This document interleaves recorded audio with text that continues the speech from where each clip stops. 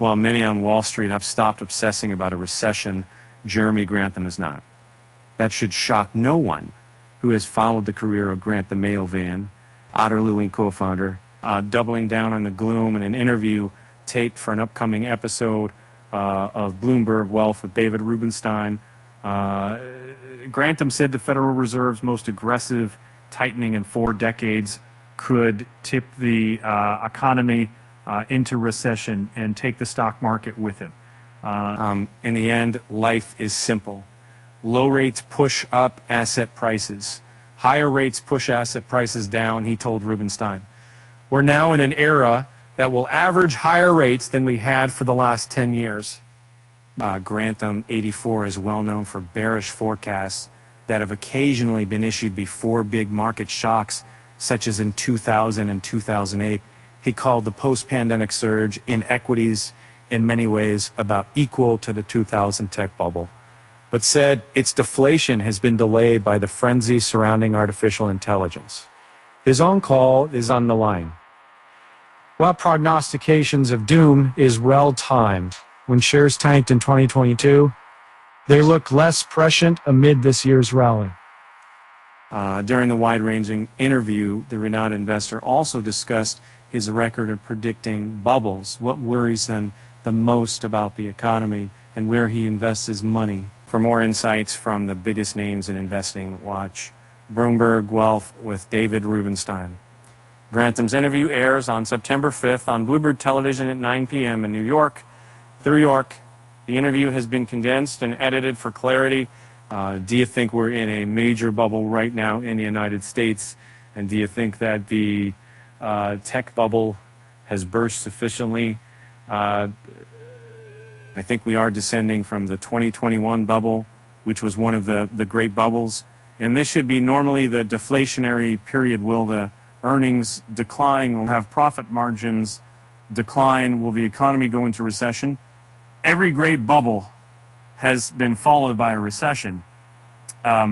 Personally, I think AI is very important, but I think it's perhaps too late to save us from a recession.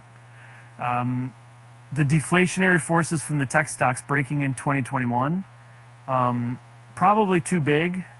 The power of interest actions rising and depressing the real estate market, very negative. Slow-moving influence. I suspect that they will once again dominate, and we will have a recession running, perhaps deep into next year, and accompanying decline in stock prices.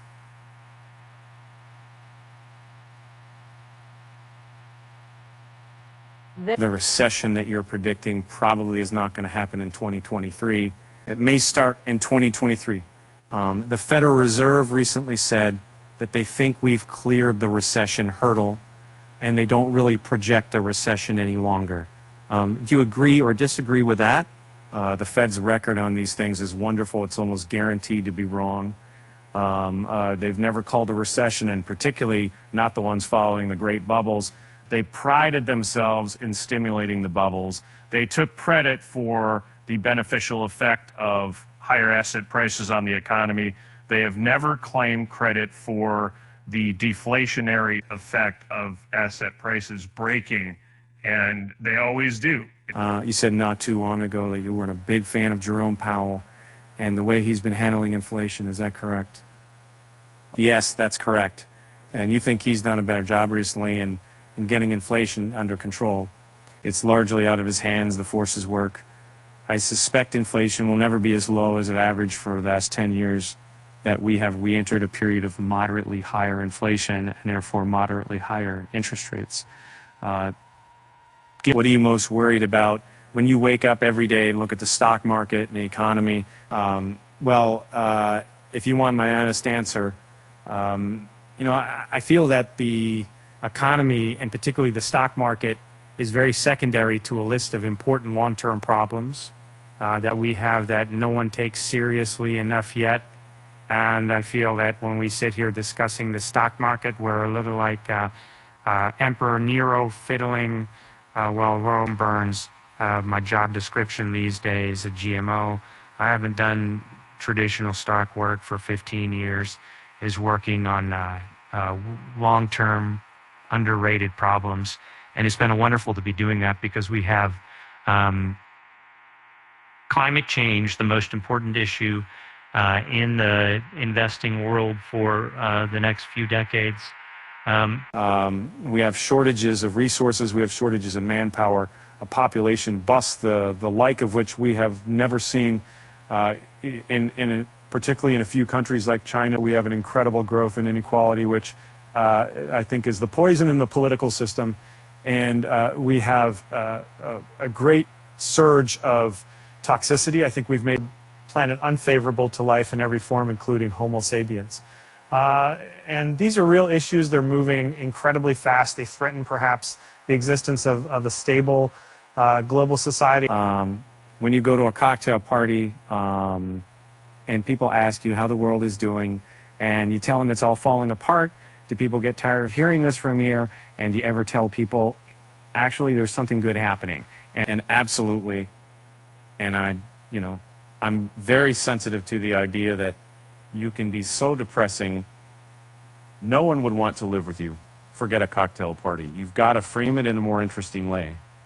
And fortunately, the reality is the effort going into climate change, for example, is so impressive. It's moving so fast. You can look back at what people thought would happen to wind, solar, and storage and electric vehicles. We have done much better than people thought 20 years ago. So we freight it as the race of our lives. When did you become so well known for predicting bubbles or thinking that the markets were out of kilter sometimes? Was that because of your writings, your stock picking, or your public speeches? I started writing quarterly letters in 1998, and 1998 to 1999, of course, was a glorious bubble. And it just went up and up and up and up, and we fought the bubble all the way. So we were horrifically too early. In early 1998, the PE went to 22 times, and the highest in history had been 1929, when it peaked at 21. So we were relatively patient. We didn't take a position against the market until it was the highest PE in the history of the U.S. stock market in early 1998. And then we watched it go to 35 times earnings. And that is not a modest increase from 21. That was a brutal 2 years, and the earnings were rising as well. So the market made a magnificent move from its all-time high in early 1998. It went straight up until March of 2000. And our clients did not approve of us being early, and to a very considerable degree, fired us.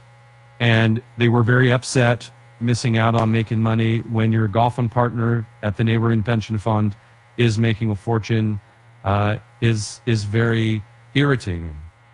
Who manages your money? I'm pleased to say 95% of my money is in a foundation. I co-manage the foundation. I'm advised by Cambridge Associates, and we are invested 75% in early stage venture capital, which most people would consider a bizarre concentration. We consider it the best part of capitalism, and very much the best part of American capitalism. American venture capital industry is the pride and joy of the venture capital world. Bigger and better attracts people from all over the world.